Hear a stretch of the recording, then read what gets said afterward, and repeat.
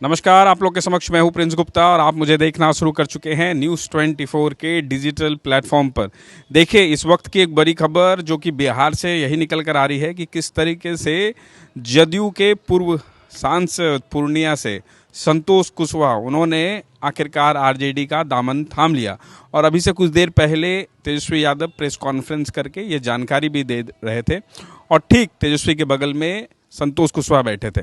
तो देखिए, पूर्णिया के जो पूर्व सांसद रहे हैं संतोष कुशवाहा, उन्हीं के मकान पर हम हैं और ये उन्हीं का पूर्णिया स्थित रामबाग मकान है। घर पर देखिए, घर पे ज़्यादा लोग तो नहीं दिख रहे। एक यहाँ पर यंग है, एक यंग बॉय यहाँ पे दिख रहा है, तो हम कोशिश करेंगे एक बार उनसे, अगर कुछ बात हो जाती है तो ठीक है। तो देखिए, यही संतोष कुशवाहा जी का घर है। तो कहीं ना कहीं जिस तरीके से अब सियासी घमासान चल ही रहा था कि संतोष कुशवाहा कहीं ना कहीं कोशिश कर रहे थे कि उनको जदयू कहीं ना कहीं टिकट दे, लेकिन बात नहीं बन पाई। उसके बाद आखिरकार आरजेडी के ओर जाकर उन्होंने टिकट को लेकर भी फाइनली कहीं ना कहीं अब मन बना लिया है। ये एक अलग बात है कि अभी तक ये घोषणा अब तक नहीं हुई है कि कैसे चुनाव लड़ेंगे। आपका क्या नाम है सर? मेरा नाम तुषार कुशवाहा है। आप कौन हुए संतोष कुशवाहा जी के? वो मेरे चाचू हैं। बड़ी खबर जिस तरीके से आप लोग को भी पता ही होगा और बाकी तो मीडिया में जिस तरीके से चल रहा है, ये अचानक जदयू से आरजेडी में कैसे चले गए आपके चाचा जी? ये अब देखिए, अचानक से कैसे गए नहीं गए ये उनका डिसीजन है। हमारा काम है कि हम लोग उनके डिसीजन के साथ बहुत स्ट्रांगली खड़े हैं। ठीक है, उनका अपना पॉलिटिकल अनुभव है, उनको अच्छा खासा लंबा अनुभव है उनका। वो 2000 मुझे लगता है कि 4 से वो एक्टिव पॉलिटिक्स में है। हम लोग हम लोग अभी तक 6 चुनाव लड़े हैं। ये हमारा अगला जो चुनाव होगा ये 7वां चुनाव होगा।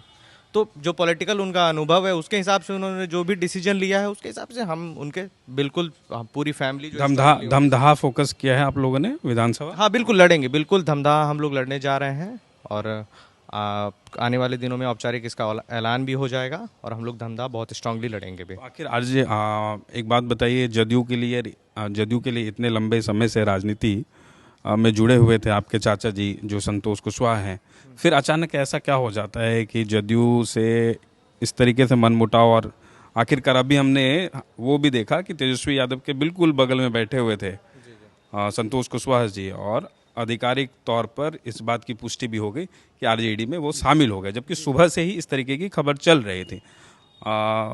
तो कैसे देख रहे हैं, मतलब कहाँ जदयू में क्या दिक्कत है? ऐसा लगता है कि कहीं ना कहीं जो है चाचू को जो है जदयू में कंफर्टेबल फील नहीं हो रहा होगा, क्योंकि जब चाचू जदयू ज्वाइन किए थे 2014 में, जब हम लोग ज्वाइन किए थे जदयू, उस टाइम पे हम लोग सिंगल ही चुनाव जीते थे। एक नालंदा जीते थे, एक यहाँ जीते थे।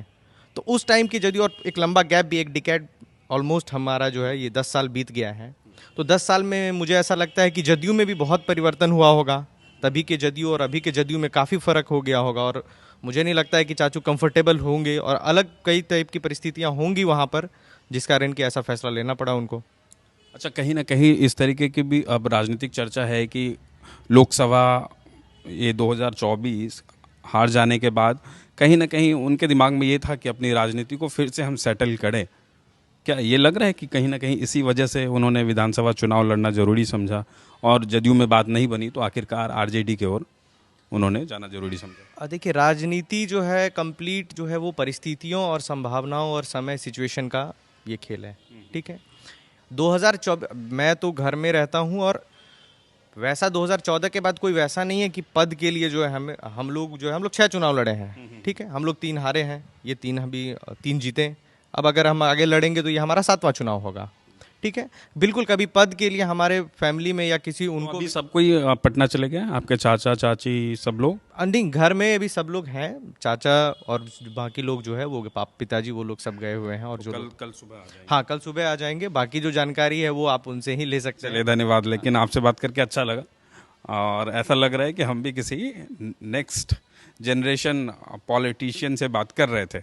तो धन्यवाद हमसे बात करने के लिए। तो देखिए, उन्हीं के मकान पर हम खड़े और अब हम कोशिश ये भी कर रहे हैं कि बाहर यहाँ से निकल कर आपको ये भी बता पाए कि अब आम लोगों की क्या सोच है, इस विचार को कैसे देखते हैं जिस तरीके से संतोष कुशवाहा ने अचानक जदयू का दामन छोड़कर आरजेडी का दामन थाम लिया।